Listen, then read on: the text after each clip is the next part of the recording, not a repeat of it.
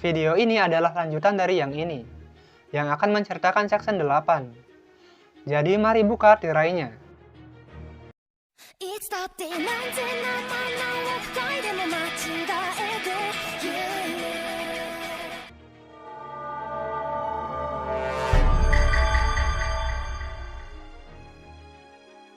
Adegan dibuka dengan sebulan kemudian mereka main mahjong.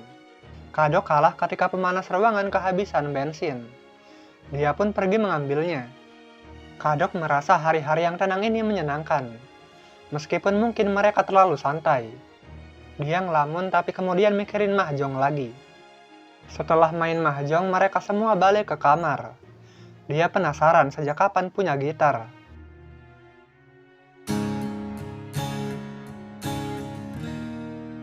Dia main gitar sementara Fujimaru bernyanyi.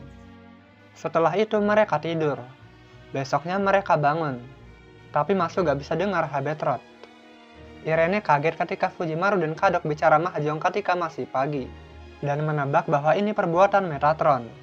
Manajer bilang sedikit liburan tak akan jadi masalah. BTW mereka telat bayar sewa. Kirei datang ketika mereka akan main mahjong. Dan Fujimaru mengajaknya main. Mereka main sambil bertanya-tanya kenapa Kirei datang ke sini. Kirei bertanya sampai kapan mereka akan hidup seperti ini. Tapi manajer bilang simpan khotbahnya untuk nanti. Karena mereka sedang main. Kalau ingin khotbah, Kirei harus menang. Sambil main, dia menyarankan kalian untuk berhati-hati pada penjaga distrik grid. Ketika selesai main, Kirei bertanya lagi. Sudah sebulan sejak mereka di Granato. Apa ada yang mereka lupa? Mereka bertiga pergi keluar, sementara manajer mengeluh pada Kirei bahwa dia ingin bersantai lebih lama. Tapi hakim tidak akan menunggu selama itu. Hanya sedikit waktu lagi, sampai perintah mengawasi beralih ke penyucian. Mereka menyadari bahwa mereka telah malas-malasan, dan itu ulah Metatron. Lagian, kenapa Metatron jadi pemalas? Bukankah itu salah satu Seven Deadly Sin? Manajer tahu Caldea terluka secara batin, dan luka di jiwa dapat terakumulasi. Jadi tak ada salahnya berlibur untuk pulihkan luka itu, dan mungkin bisa menghentikan mimpi buruk mereka. Kecuali Masu, kasusnya sangat istimewa. Sekarang Masu bisa mendengar suara Habetrot, yang tadinya diblokir oleh manajer, karena takut dia akan bisa menyadarkan Masu. Sebagai kompensasi, manajer memberikan mana kepada Habetrot, dan tubuhnya kembali kelihatan, tapi hanya sementara. Setelah itu dia hilang lagi. Rupanya Sun Grab Habetrot rusak, dan seperti ember yang bocor. Mau berapa kali pun diisi mana, itu gak akan cukup. Ketika mereka malas-malasan, semakin banyak angel yang naik ke tingkat 1-3. Kalau terus begini, api penyucian akan runtuh dan jatuh ke neraka. Kirei menyalahkan Caldea yang tak bisa menahan godaan malas. Sementara manajer bilang ini salahnya. Tapi manusia perlu malas sesekali. Lagi pula dia arbiter kemalasan. Kirei menawarkan kerjasama. Bagaimanapun, mereka harus menyelesaikan singularitas. Dan rupanya dia bisa menahan godaan malas. Dia mengucap selamat tinggal, dan sampai jumpa di pengadilan. Manajer mengajak Fujimaru ke kamar. Masu ingin ikut tapi Irene mengajaknya pergi. Dan Kadok ikut bersama Asoka ke dapur. Asoka tahu Kadok menanggung dosa, karena dia juga pernah berdosa ngebantai orang.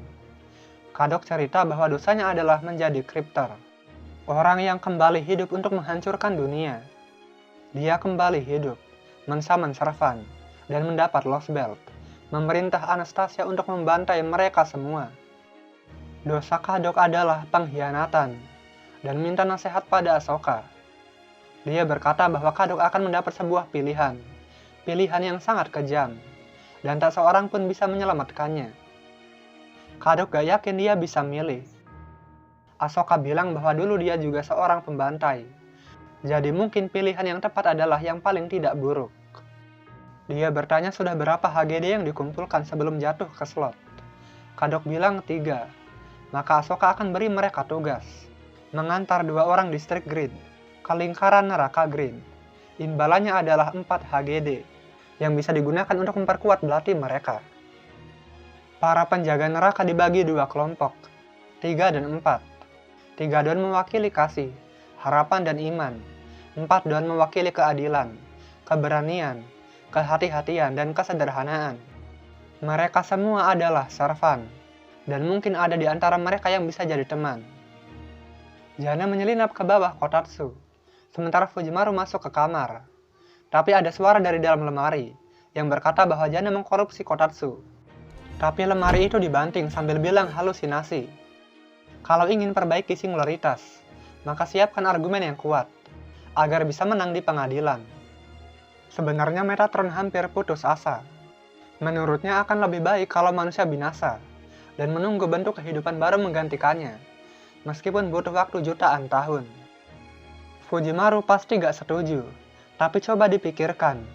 Bumi jadi putih, peradaban hilang, manusianya juga hilang. Bahkan setelah menghapus 7 Lost Belt, mereka masih harus menuju tujuan akhir untuk perbaiki segalanya. Tapi di tengah jalan, mereka mungkin akan kehilangan lagi, akan terluka lagi, harus berkorban lagi. Tapi kalau yang mereka dapatkan hanyalah copy paste dari sejarah sebelumnya, dengan aktivitas seperti biasanya, apakah itu sepadan? Maka jauh lebih efisien kalau mulai dari awal.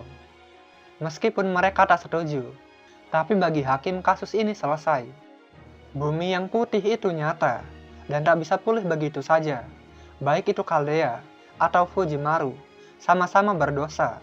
Dan dari sudut pandang arbiter, ada sesuatu yang bikin Fujimaru sangat berdosa. Tapi dia gak ingat apa itu. Selama dosa itu belum dihapus, maka mereka tak berhak menyelamatkan Human Order. Tapi manajer Jana tak menganggap Fujimaru pendosa. Lagi pula Fujimaru masakin dia makanan, dan mau nongkrong bareng dia. Kemudian Jana merangkul kaki Fujimaru, dan mengajaknya untuk malas-malasan. Tapi Fujimaru gak mau. Kalau ingin menang sidang, mereka harus bikin argumen yang meyakinkan, tapi gak boleh pakai argumen orang lain. Dan sepertinya Fujimaru berhasil mengatasi mimpi buruknya. Jana belum menyerah, dan menawarkan Fujimaru masuk ke Kotatsu. Ada teh hangat dan cemilan juga. Kemudian mereka mendengar Amakusa mengetuk pintu. Irene mengajak masuk pergi ke kamar Moriarty. Dia berhasil duplikat kuncinya. Dia bertanya mau teh atau kopi. Masu bilang mau teh, tapi dikasih kopi karena gak ada teh. Dia bertanya apakah Masu ingat PR-nya. Masu bilang iya. Sepertinya kemalasan gak bisa hapus topik PR. Jawabannya adalah dibenci oleh Irene.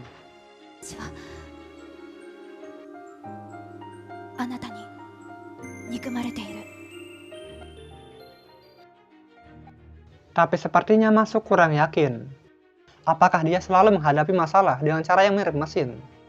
Masu bilang apakah itu salah? Tapi mungkin itulah batas Masu. Anggap saja itu benar dan Masu dapat hadiah. Nama asli Irene adalah Lilith.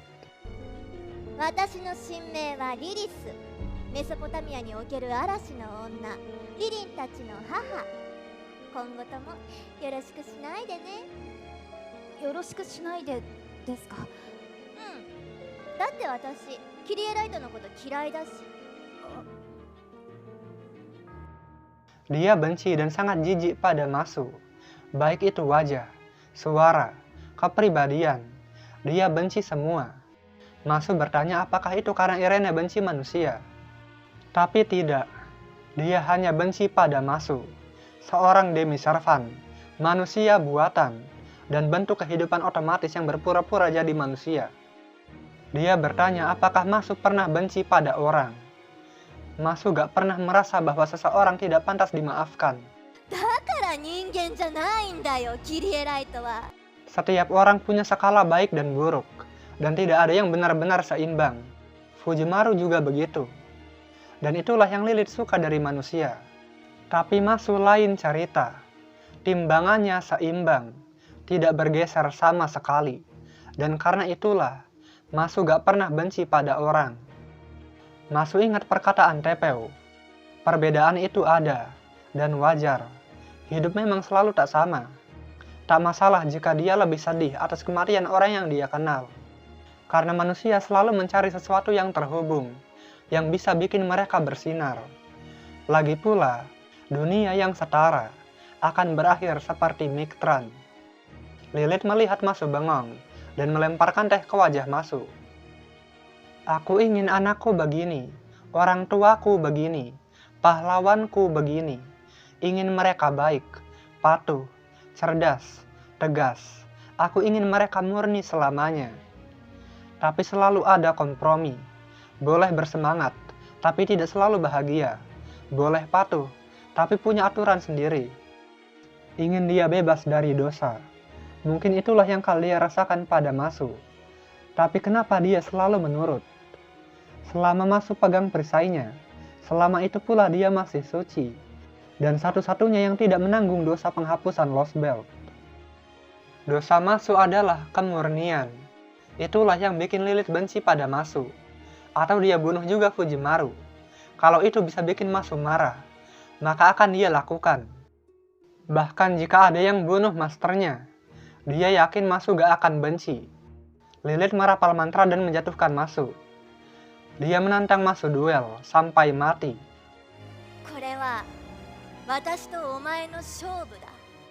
Tapi kalau Fujimaru ikut, dia akan bunuh Fujimaru juga. Dan kita sudahi saja sampai sini. Kalau ada yang mau nambahin silahkan ketik di komentar. Kalau mau request lewat Sabaria juga boleh. Dan tolong berikan hype pada video ini jika kalian suka.